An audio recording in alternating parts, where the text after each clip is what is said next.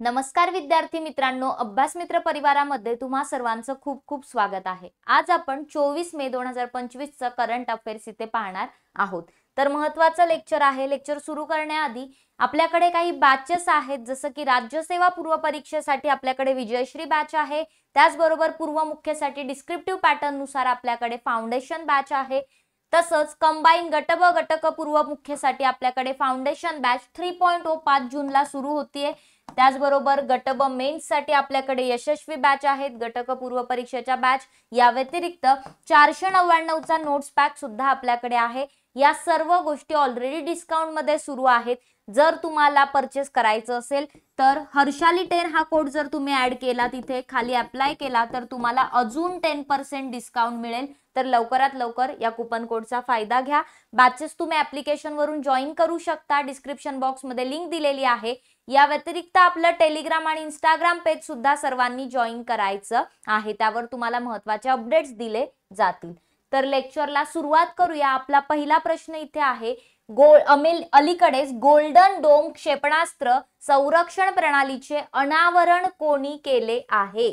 तर बघा, golden dome क्षेपणास्त्र जे आहे, मिसाईल जे आहे, त्याचं अनावरण कोणी केलेलं आहे? अमेरिकेने, USA ने केलेलं आहे।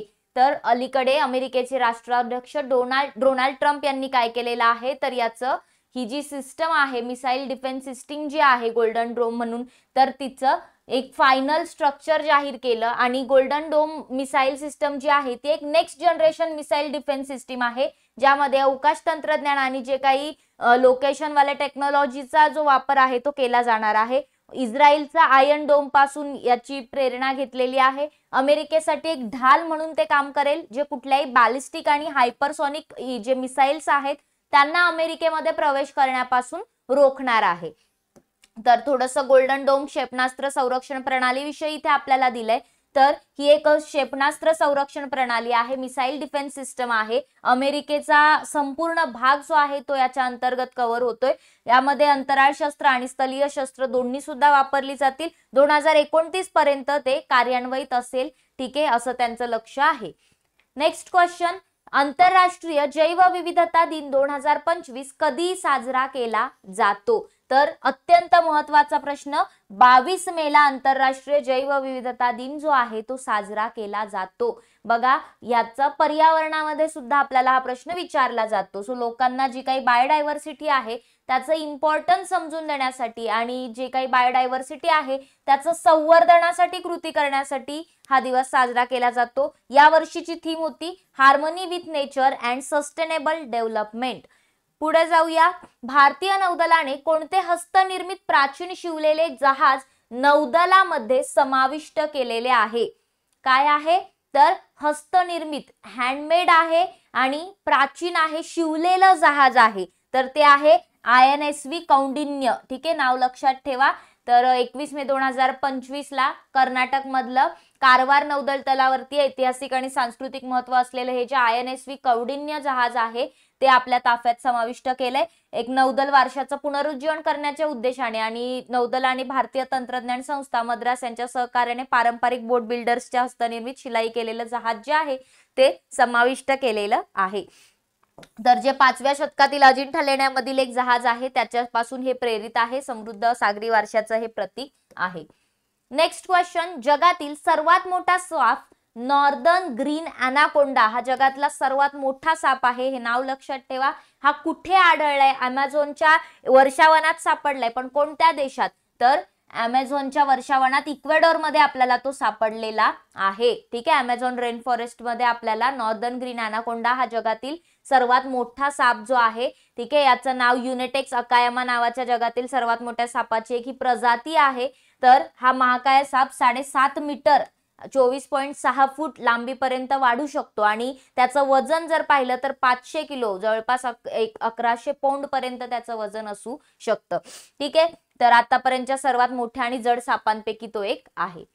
पुढे काय विचारलंय, मे 2025 मध्ये कोणत्या देशाने 2025-26 या कालावधीसाठी आशियन प्रोडक्टिव्हिटी ऑर्गनायझेशन APO चे अध्यक्षपद स्वीकारलेले आहे?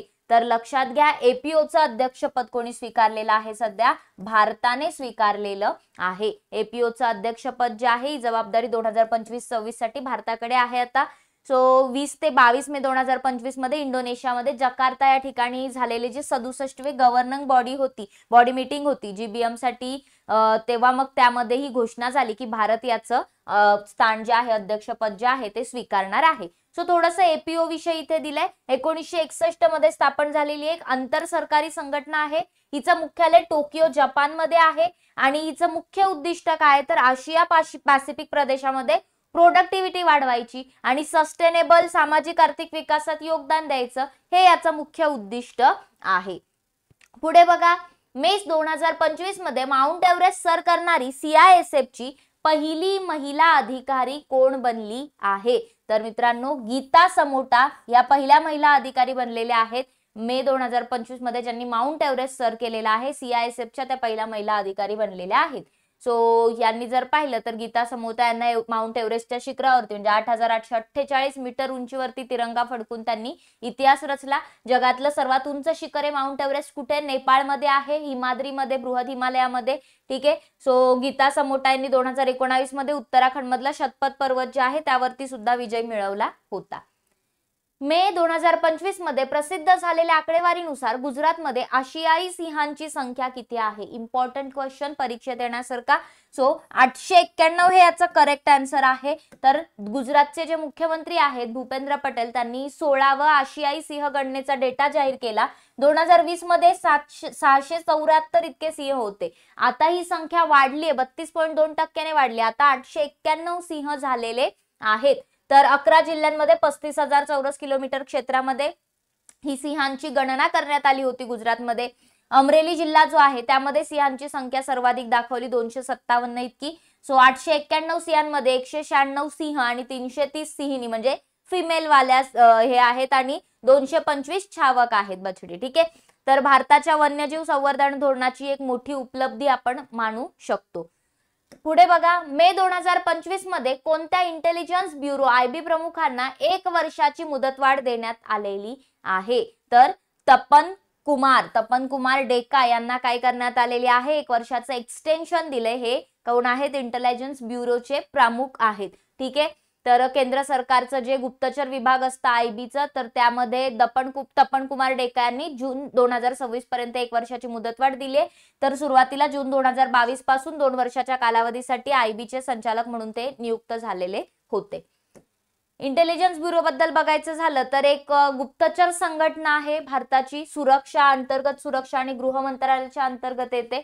23 डिसेंबर 1887 ला स्थापना झाली होती. नवी दिल्लीमध्ये मुख्यालय आहे. सध्याचे तपन डेका हे काय? तपन कुमार डेका त्याचे प्रमुख आहेत. अमित शाह हे गृहमंत्री त्यामध्ये एक रिस्पॉन्सिबल मिनिस्टर म्हणून कन्सिडर केले जातात. जागृत अहर्निशम, नेहमी सतर्क असणं हे त्यांचं तत्व आहे. मे 2025 मध्ये नवी दिल्ली येथे झालेल्या भारतीय स्पर्धा आयोगाच्या CCIच्या कॉम्पिटिशन कमिशन ऑफ इंडिया याच्या 16व्या वार्षिक दिनाचे अध्यक्षपद कोणी भूषवले? तर निर्मला सीतारामन यांनी काय केलेलं आहे? हे अध्यक्षपद भूषवलेलं आहे. केंद्रीय अर्थमंत्री निर्मला सीतारामन. ठीक आहे. तर भारतीय स्पर्धा आयोग जर पाहिलं तर एक लीगल संस्था आहे, वैधानिक संस्था आहे. प्रश्न येतो पॉलिटीमध्ये सुद्धा. तर याचं उद्दिष्ट निष्पक्ष स्पर्धा वाढवणं आणि जी काही बाजारपेठ आहे, मार्केट जे आहे त्यामध्ये ग्राहकांच्या हिताचं साधन बनू शकेल अशी कॉम्पिटिशन निर्माण करणं हे त्यांचं उद्दिष्ट आहे. तर 2009 पासून हे कार्यरत आहे. मात्र 14 ऑक्टोबर 2003 ला त्यांची स्थापना या आयोगाची झाली होती. मे 2025 मध्ये गृहमंत्री अमित शाह यांना E0 FIR उपक्रम कोठे सुरू केलेला आहे? तर E0 FIR उपक्रम जो आहे तो अमित शाह यांनी नवी दिल्ली या ठिकाणी सुरू केलेला आहे. तर बघा 19 मे ला त्यांनी हा उपक्रम सुरू केला. जे काही सायबर आर्थिक गुन्हे आहेत त्याच्यावरती त्वरित कार्यवाही झाली पाहिजे त्याच्या विरोधात, तर ते सुनिश्चित करण्यासाठी त्यांनी E0 FIR उपक्रम सुरू केलाय.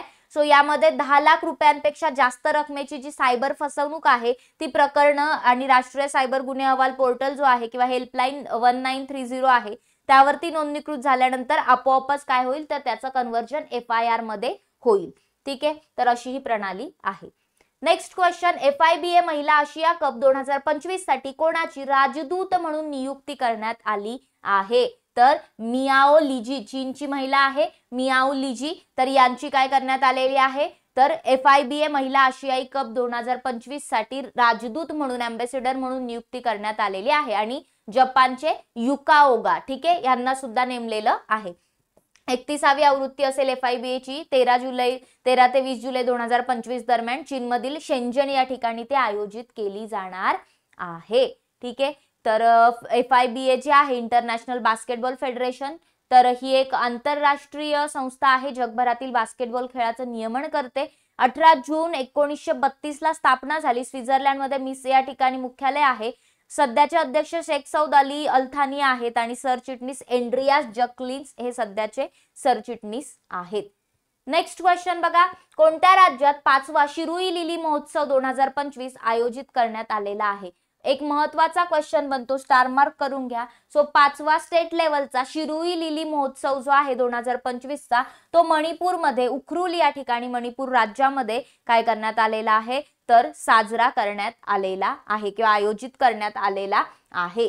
सो हा जो उपक्रम आहे तो 20 मे ते 24 मे दरम्यान असणार आहे. हा फेस्टिवल शिरुई लिली म्हणून मणिपूर मधल्या उखरुल जिल्ह्यामध्ये शिरुई गावामध्ये तो आयोजित केलेला आहे. याचं उद्घाटन मणिपूरचे राज्यपाल अजय कुमार भल्ला यांच्या हस्ते केलेलं आहे. आणि मणिपूरचे राज्य फूल वगैरे जर तुम्ही पाहिलं तर शिरुई लिली आहे. तर शिरुई लिली हे जे फूल आहे त्याचं जतन करण्यासाठी आणि सांस्कृतिक वारसा साजरा करण्यासाठी हा शिरुई लिली उत्सव जो आहे तो साजरा केला जातो. तर एक महत्वाचा प्रश्न आपण इथे पाहिला. थोडासा मणिपूर राज्याविषयी दिलेला आहे तुम्हाला. मणिपूर जर पाहिलं तर त्याची राजधानी आहे इम्फाळ. तर राज्य स्थापना दिवस 21 जानेवारी 1972 ला मणिपूरची स्थापना झाली. एन बिरेन सिंग हे मुख्यमंत्री आहेत पण त्यांनी राजीनामा दिलाय. राज्यपाल अजय कुमार भल्ला आहेत.